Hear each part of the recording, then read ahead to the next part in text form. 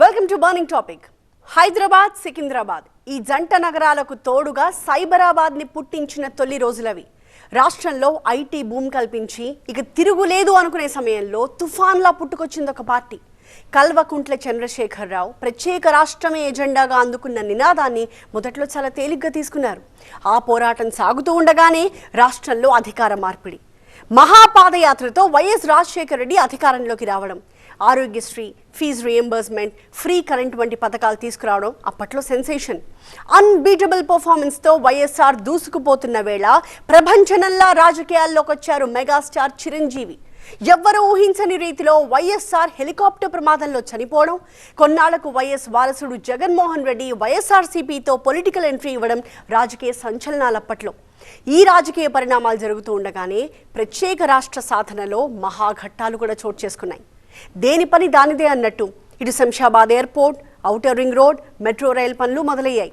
స్వరాష్ట్ర సాధన కోసం రగిలించిన నిప్పు రవ్వ మహాజ్వాలగా రగలడంతో తెలుగు జాతి రెండుగా విడిపోయింది. ఆ సంధి కాలంలోనే ప్రశ్నిస్తాను అంటూ జనసేన జెండా ఎగరేశారు పవన్ కళ్యాణ్. ఒకవైపు అమరావతి పుట్టుకొచ్చింది. ఒక్క ఛాన్స్తో వైఎస్ జగన్కి అధికారం దక్కింది. మధ్యలో 3 రాజధానుల కాన్సెప్ట్ వచ్చింది. తెలంగాణలో కాళేశ్వరం, ఏపీలో పోలవరం. మళ్ళీ అధికార మార్పిడితో ఆంధ్రాలో కూటమికి, తెలంగాణలో కాంగ్రెస్కి అధికారం దక్కాయి. ఆనాడు సైబరాబాద్తో మొదలైన 25 ఏళ్ల ప్రస్థానం ఇవాళ ఫ్యూచర్ సిటీ దాకా వచ్చింది. ఈ మధ్యలో చెప్పుకోవాల్సిన ప్రధాన ఘట్టాలు ఎన్నో ఉన్నాయి. ఆ డీటెయిల్స్ ఇవాల్టి బర్నింగ్ టాపిక్లో.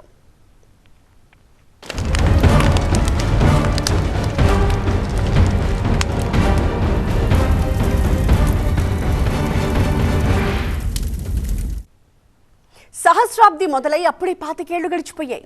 ఇప్పటిదాకా కాలాన్ని మనిషి నడిపించాడు, ఇక నుంచి యంత్రాలు నడిపించబోతున్నాయి. Artificial intelligence. రాజకీయాలైనా సరే కృత్రిమ మేధనే నడిపిస్తుంది. ఇక ఆల్రెడీ పాలిటిక్స్ సోషల్ మీడియా చేతిలోకి వెళ్ళిపోయింది. ఎవరెక్కడుండాలో నిర్దేశిస్తోంది. గడిచిన 25 ఏళ్లలో మనిషి ఊహకి కూడా అందని మార్పులు ఎన్నో జరిగాయి. వచ్చే 25 ఏళ్లలో కూడా మనం ఊహించనిదే జరగచ్చు. సో గడిచిన ఈ పావు శతాబ్దపు జ్ఞాపకాలను మరోసారి గుర్తు చేసుకోవడం మినహా చేసేదేమీ లేదు. మెయిన్గా తెలుగు రాష్ట్రాల్లో జరిగిన కొన్ని కీలక సంఘటనలను ఇక్కడ డీటెయిల్గా చెప్పుకుందాం.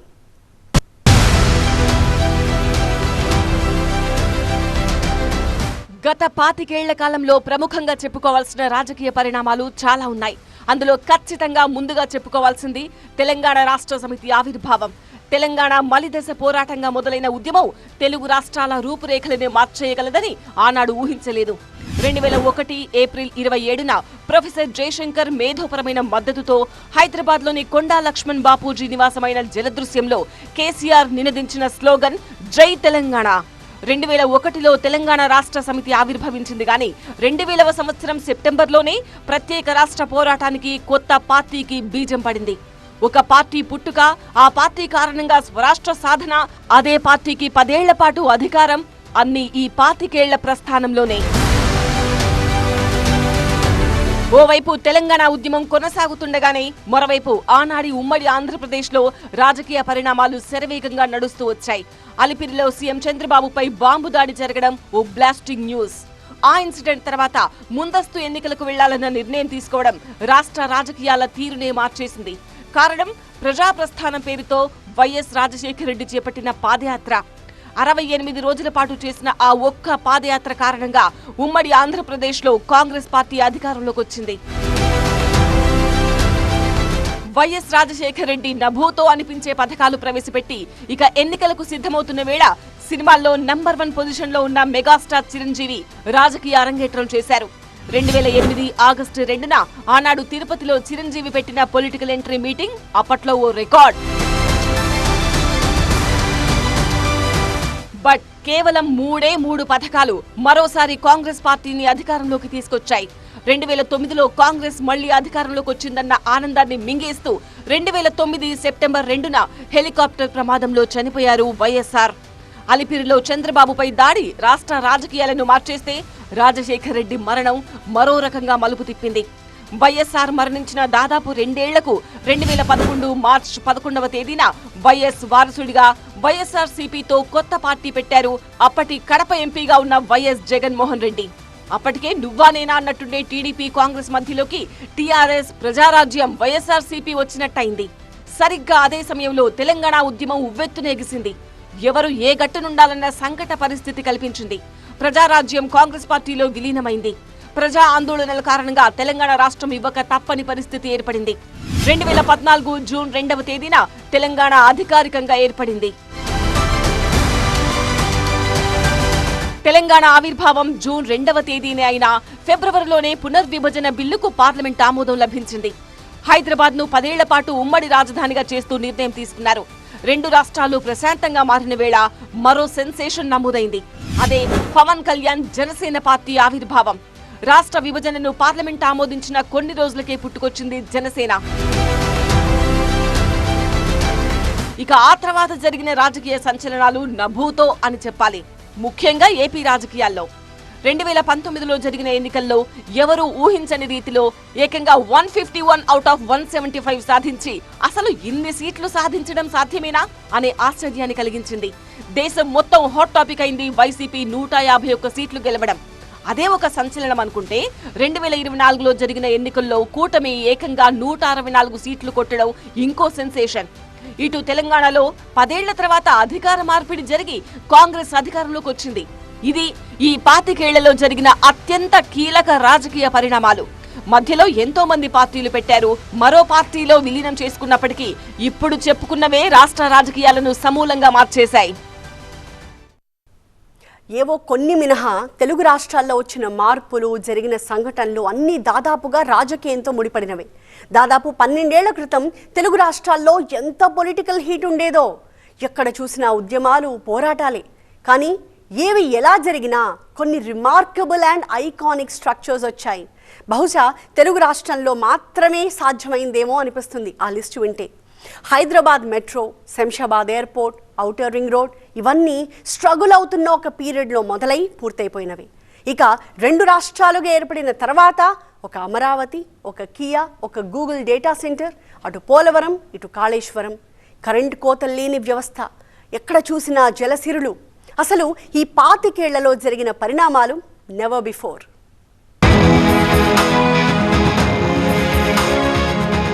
కాసేపు రాజకీయాలను పక్కన పెడదాం.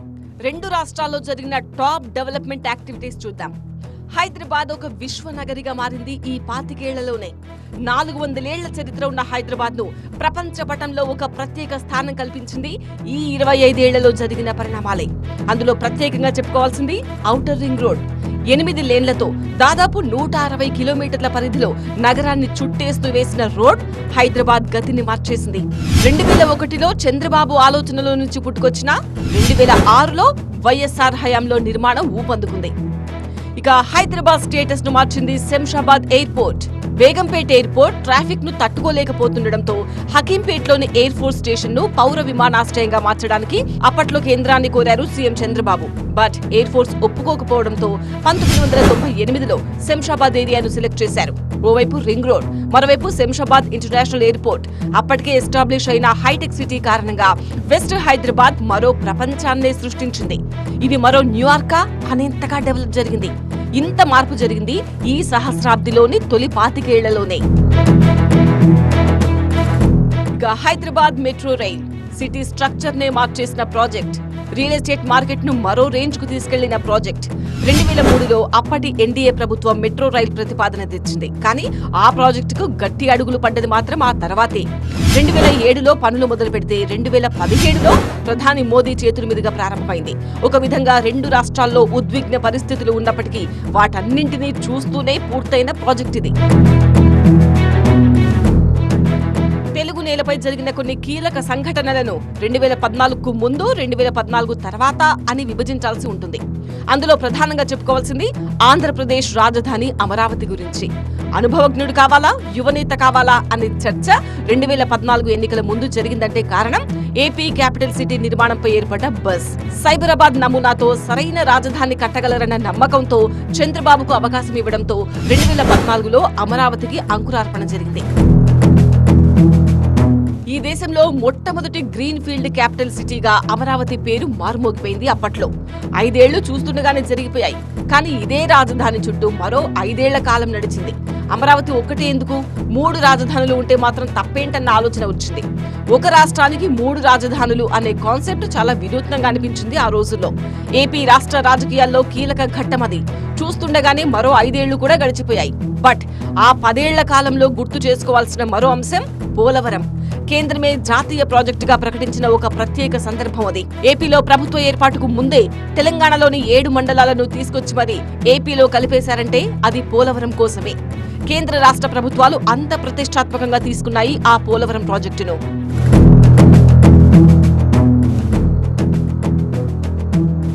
ఏపీలో పోలవరం, తెలంగాణలో కాళేశ్వరం ప్రాజెక్టులంటే ఈ రెండే అన్నట్టుగా పోటాపోటీగా సాగాయి. రెండో గోదావరి నదిపై ఉన్నవే కావడం ఇక్కడ విశేషం. ప్రపంచంలోనే అతిపెద్ద multi stage lift irrigation project ఇది. 3 బరాజ్లు, 19 పంప్ హౌస్లు, 100 కిలోమీటర్ల కాలువలతో తెలంగాణలోని 13 జిల్లాలకు తాగు సాగునీరు అందించే ప్రాజెక్ట్ ఇది. ఆంధ్రప్రదేశ్ లో కూడా కీలకంగా చెప్పుకోవాల్సిన ప్రాజెక్టులు వచ్చాయి. విభజన తర్వాత Ramayapatnam port, Bhogapuram airport, Orvakallu, Kopparthi greenfield industrial పార్కులు ఇవన్నీ చకచకా ఏర్పడ్డాయి. IIT Tirupati, IIM Visakhapatnam, AIIMS Mangalagiri ఇవన్నీ ఏర్పడ్డవి ఈ 25 ఏళ్లలోనే. విభజన తర్వాత ఆంధ్రప్రదేశ్ కు పెట్టుబడుల రాక మళ్లీ మొదలైంది. అందులో ప్రముఖంగా చర్చించాల్సింది కియా మోటార్స్. ఇండియాతో పాటు ఇంటర్నేషనల్ మార్కెట్ కు అనంతపురంలోని కియా సెంటర్ నుంచే కార్లు ఎగుమతవుతున్నాయి. ఒకప్పుడు మైక్రోసాఫ్ట్ దేశానికి రావడం, అందులోనూ హైదరాబాద్ కు రావడం ఓ వండర్. అలాంటి మ్యాజిక్ మళ్లీ జరిగిందంటే అది గూగుల్తోనే.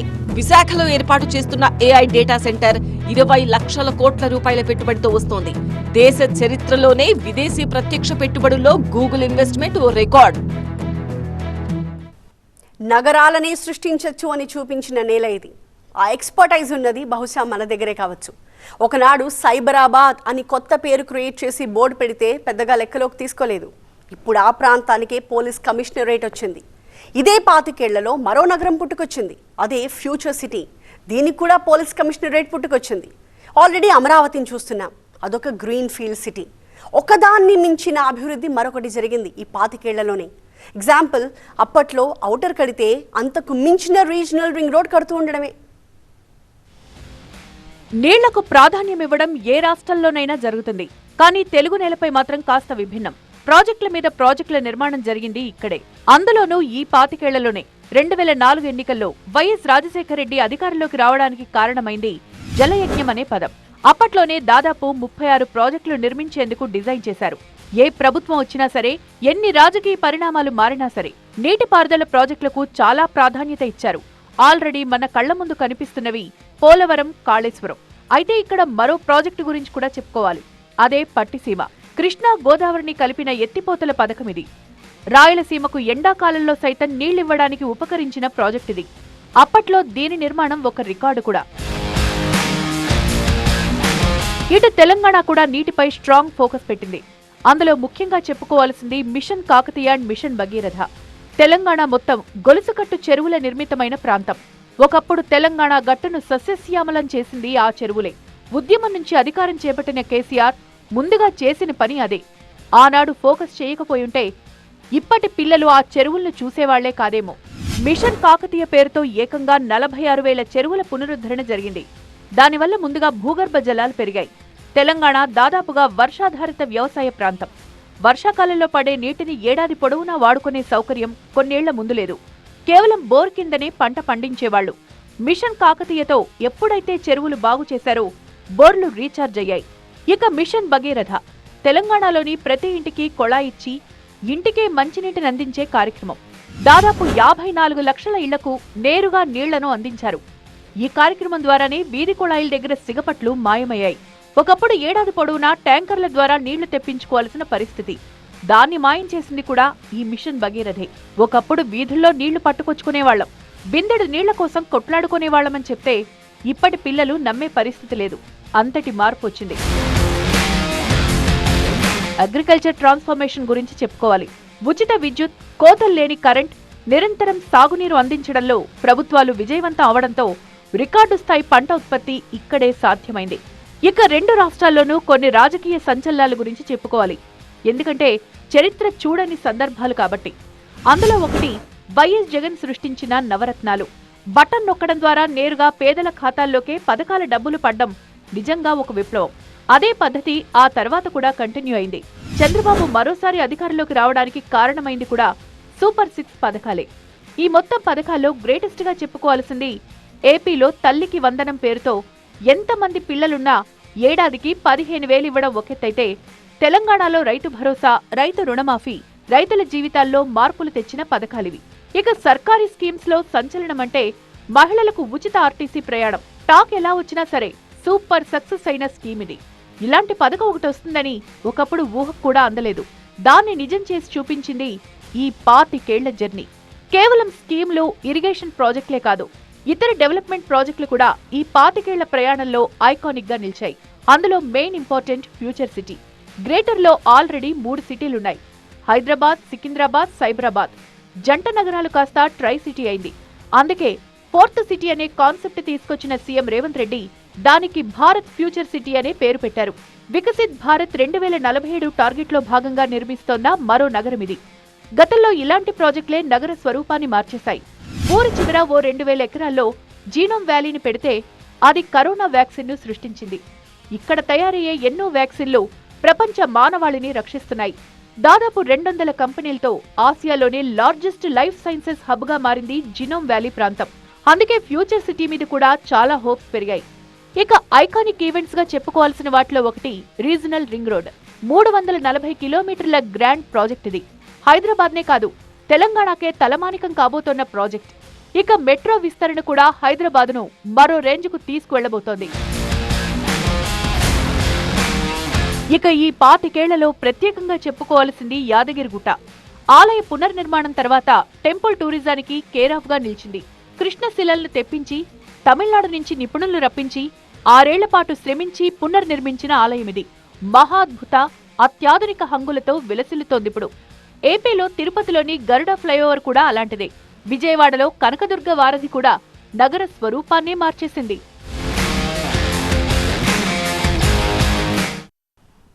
2000వ సంవత్సరం మొదలైనప్పుడు ఇప్పుడు చూస్తున్న ప్రపంచం ఒక సైన్స్ ఫిక్షన్. ఎంత టెక్నాలజీ షిఫ్ట్ జరిగింది. ఏదైతేనేం 2025 చివరికి మనం చేరుకున్నాం. చూస్తూనే 25 ఏళ్లు గడిచిపోయాయి. ఈ క్వార్టర్ సెంచరీలో ప్రపంచం ఎంత స్పీడ్గా పరిగెత్తిందో మనిషి కూడా ఆ వేగాన్ని అందుకోవడానికి అంతే స్పీడ్గా పరిగెత్తాల్సి వచ్చింది. ఈ 25 ఏళ్ల కాలంలో కేవలం టెక్నాలజీ మాత్రమే మారలేదు, మనిషి అలవాట్లు, సంబంధాలు, పనితీరు, ఆలోచనలు అన్నీ మారిపోయాయి. ఏమంటారు? ఇది వాటి బర్నింగ్ టాపిక్. మరొక అంశంతో మళ్ళీ కలుద్దాం. చూస్తూనే ఉండండి TV9.